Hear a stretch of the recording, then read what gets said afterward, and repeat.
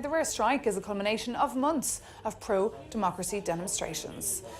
Well, for more on this story, we can cross now live to Hong Kong to speak to the Hong Kong Free Press Editor-in-Chief, that's Tom Grundy.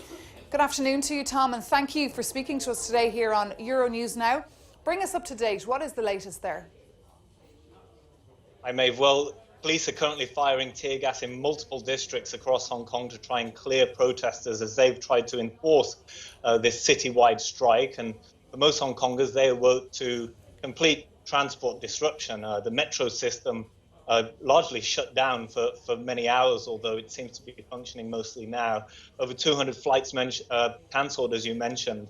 And just as the different communities started to rally against the extradition bill and the government, police started to fire tear gas and push them out of the roads they were occupying.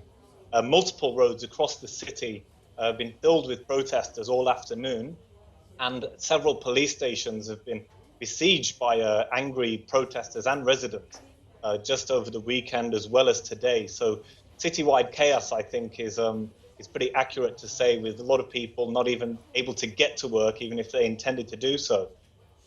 Citywide chaos. And what has the reaction been from the authorities? I believe Carrie Lam gave a press conference this morning. What did she say?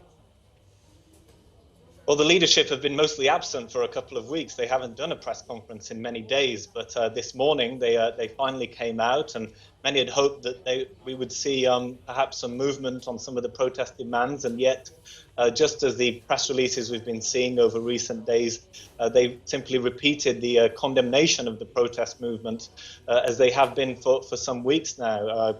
Chief Executive Carrie Lam saying that the demonstrators are seeking to foment revolution, that the city is in a very dangerous situation, and that the protesters had exceeded their original demands. She handed over to the finance chief, who also warned that the economy could be endangered as these protests enter their 9th, 10th week now.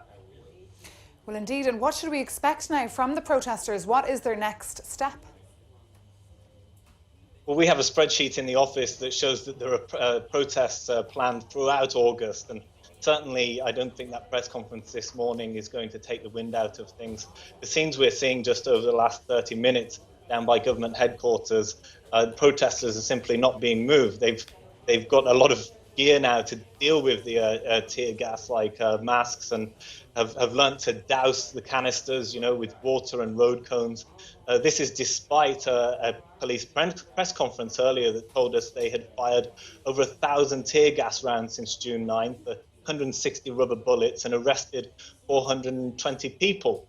But just over the last few nights alone, these protests show little sign of stopping, and the government show little sign of compromise.